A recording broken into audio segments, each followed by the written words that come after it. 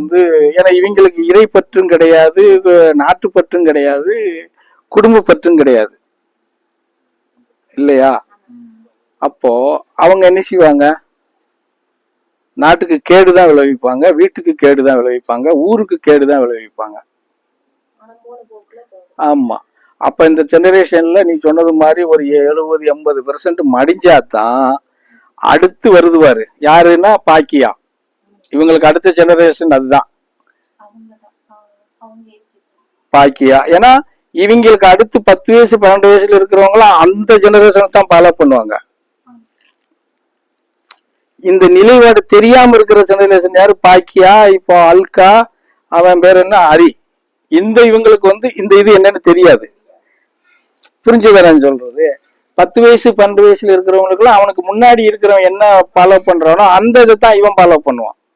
அப்ப அப்படி பார்த்தா 1, 2, 3வது ஜெனரேஷன் தான் நாட்டுக்கு உபயோகப்படுறது மாதிரி சீர்திருத்தத்துல வருவாங்க. காரணம் என்னன்னா அவங்க வாங்கின அடி, அதுக்கு பின்னாடி வாங்கின அடியை இவன் பார்ப்பான்,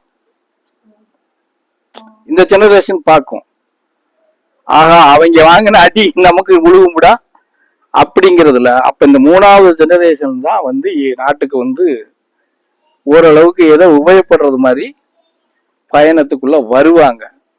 அப்ப காரணம் என்னன்னா இப்ப இதுல இன்னொரு விஷயம் இருக்கு. இதுல பெற்றவங்களுடைய நிலைப்பாடுகள் நிறைய இருக்கு.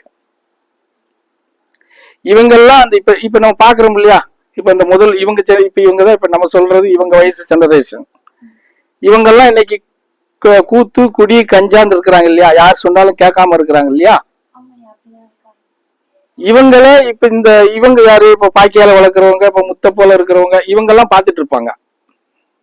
அவங்களுக்கு பின்னாடி வர்ற ஜெனரேஷன்ல இவங்க எல்லாம் பார்ப்பாங்க.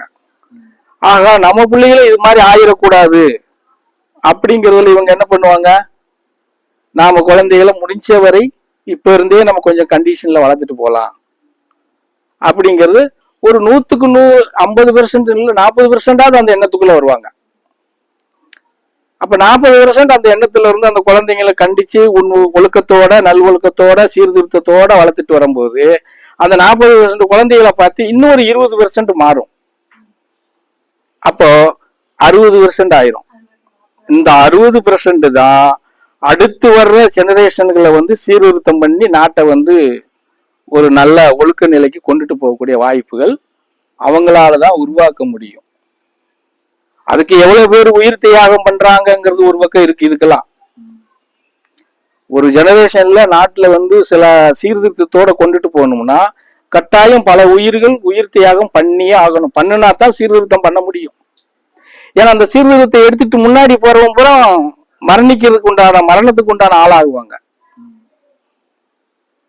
அப்ப அவன் அந்த தியாகத்தை பண்ணிதான் ஆகணும். அவனை பார்த்து அவன் பின்னாடி போறான் பாரு, அவன் அந்த தியாகத்தை முன்னிறுத்தி அவன் அந்த இதுகளை கொண்டுட்டு போவாங்க. இதுதான் வருங்கால நாட்டுல இருக்கக்கூடிய நிலைப்பாடுகள். இப்ப இருக்கக்கூடியவனுக்கு தான் தெய்வம் கிடையாது, பெத்தவங்க கிடையாது, ஊருக்காரங்க கிடையாது, அந்த ஒரு இதே கிடையாது இல்லையா.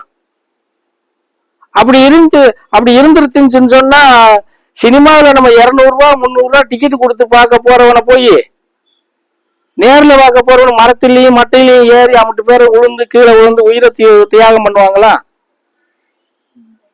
அவ சொல்றான் ஒரு பொண்ணு, என் புருஷனை கூட பிடிக்காது, எனக்கு விஷயம் அவ்வளவு பிடிக்கும் அப்படிங்க பப்ளிக்க வீடியோவில். அப்ப அவன் இந்த ஜெனரேஷன்ல என்ன சொல்றது? அப்போ பணம் சம்பாரிச்ச திமிர்ல தகப்பனவே மதிக்கல, தாயம் மதிக்கல, கட்டின மனைவி குழந்தை வைத்தவங்களும் மதிக்கல, எல்லாத்தையும் மதிக்காம அவன் ஒதுக்கி விட்டுட்டு தனியா இருக்கிறான். சுய விளம்பரத்துக்காகவும் எப்படி சொல்றது, சுய தற்பெருமை விளம்பரத்துக்காகவுமே அவங்க வாழ்ந்துகிட்டு இருக்கிற மாதிரி தெரியுது. சரியா? அவரு வந்து நாட்டுல இருக்கிறவங்கள வாழ வச்சிருவாருன்னு சொல்லி இவங்க போய்கிட்டு இருக்காங்க. சரி, அது அவங்க விருப்பம். போறதும் உழுகிறதும் சாகிறதும் அது யாரும் நம்ம வேண்டாம் சொல்ல முடியும்? சரியா? அதை விட கொடுமை என்னன்னா, இப்ப நாம எல்லாரும் கிராமமா இருக்கட்டும் நகரமாகட்டும் ஒரு வீட்டுல ஒரு நடந்துருச்சுன்னு சொன்னா சொந்த பந்தக்காரங்களோ தெரிஞ்சவங்களோ எங்க போவாங்க? அந்த வீட்டுக்கு தான் போவாங்க. ஆனா இவர் அதி மேதாவியா இருக்கிறாரு. 30 நாள் கழிச்சு அந்த வீட்டுல இளவு நடந்த வீட்டுக்காரங்களெல்லாம் கூட்டிட்டு போய் தான் வீட்டுக்கு வர வச்சு விசாரிக்கிறாராம். அப்ப அவர் என்ன நாகரிகத்துல இருக்காரு, என்ன ஒழுக்கத்துல இருக்காரு? அவ்வளவு உயிர் பயம் இருக்கிறவங்களுக்கு அரசியல் தேவையில்லை, மக்கள் மத்தியில நிக்கணுங்கிற அவசியம் இல்லை. உயிர் தியாகம் பண்றதுக்கு எவன் இருக்கவனோ அவன் தான் மக்கள் மத்தியில நின்று பிரச்சாரம் பண்ணணும், அரசியலை பேசணும். ஆனா அவர் அப்படி இருக்காரு.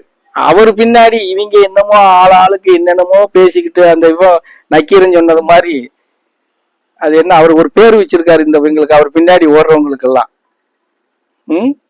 என்ன குஞ்சியோன்னு ஒரு பேர் வச்சிருக்காரு. சரியா? அந்த மாதிரி அவர் நக்கீரன் பேர் நியாயமாதான் இருக்குது. அவரு குட்டி குஞ்சானா என்னமோ ஒரு குஞ்சான்னு வச்சிருக்காரு. அந்த முன்னாடி வர்றப்ப இது எனக்கு மறந்துருச்சு. ஈத்திர குஞ்சு வச்சு பேசுறாரு. சரியா? அவர் பேசுறது நியாயம் தானே? இவங்களுக்கு என்ன தெரியும்? நாட்டு நடப்பு என்னன்னு தெரியாது, அரசியல் என்னன்னு தெரியாது, விலைவாசிகள் என்னன்னு தெரியாது. 10 வருஷத்துக்கு முன்னாடி நம்ம ஓட்டிட்டு போற வண்டிக்கு பெட்ரோல் வெறும் 45 ரூபா 49 ரூபாய் இருந்தது, இன்னைக்கு 100 ரூபாய்க்கு வாங்கி ஊத்துறமே. அதை பத்தி இவங்களுக்கு யோசிக்காது. ஏன்னா அவன் கஷ்டப்பட்டு அந்த வண்டிகளுக்கு அவன் பணம் கொடுத்து வாங்கி அவன் பெட்ரோல் போட்டான்னா அவனுக்கு தெரியும். வீட்டுல இருக்கிற பெத்தவங்களை மிரட்டி வண்டி வாங்கி மிரட்டி காசு வாங்கிட்டு போற பசங்களுக்கு என்ன தெரியும்? பெத்தவங்க அதுவும் மதிச்சு அவனுக்கு வண்டி 40,000 இல்ல 80,000 1,20,000 போட்டு வண்டி வாங்கி கொடுத்து டெய்லி 100 ரூபாய் பெட்ரோல் போட கொடுத்தா அவன் அதைத்தானே செய்வான். அவன் அதைத்தானே செய்வான். கேட்டா என்ன சொல்லுவாங்க பெத்தவங்க எல்லாம்? அவன் சின்ன வயசுல இருந்தே நாங்க சொல்றத கேட்க மாட்டாங்க ஐயா, அவங்க அப்படிதான் நடந்துக்குருவாங்க. அப்ப அப்படித்தான் நடந்துக்குருவாங்கன்னு பெத்தவங்க சொன்னா அவங்க அப்படித்தான் சாகுவாங்க. என்ன போல பரதேசி அப்படிதான் பேசுவான். பாவம் எல்லாம் பார்க்க மாட்டோம். அரசியல்வாதியே மத்தவங்க வேணா பாவம் பார்க்கலாம், புண்ணியம் பார்க்கலாம், தர்மம் பார்க்கலாம். என்ன மாதிரி பரதேசிய பாவம் புண்ணியம் எல்லாம் பார்க்க மாட்டோம். புரிஞ்சதா நான் சொல்றது? பாவம் புண்ணியம் பார்க்கவே மாட்டோம். அவன் அப்படித்தான் போகணும்னு அவன் இருக்கிறான், ரைட்டு போயிட்டான் போ அப்படின்னு சொல்லிட்டு போய்கிட்டே இருப்போம் நாங்க. புரிஞ்சதா நான் சொல்றது? அப்போ அதை யாரு செய்யணும்? பெத்தவங்க செய்யணும். அப்ப பெத்தவங்க எப்ப செய்வாங்கன்னா, இப்ப சொன்ன இல்லையா முன்னாடி, இந்த 3வது ஜெனரேஷன்ல வர பிள்ளைகளை தான் பெத்தவங்க கண்டிஷன் பண்ணி இவங்கெல்லாம் வாங்குற அடி, இவங்கெல்லாம் நஷ்டம் அடைகிறாங்கல்ல, இதெல்லாம் பார்த்துட்டு தான் பின்னாடி இருக்கிறவங்க அதை பத்தி யோசிப்பாங்க. யோசிச்சு நாம கொஞ்சத்துக்கு கொஞ்சமாவது நம்ம பிள்ளைகளை கண்டிஷன் பண்ணி வளர்க்கலாம் அப்படின்னு நினைப்பாங்க. அங்க போ அங்க எல்லாரும் இருக்கிறாங்க போ. புரியுதா?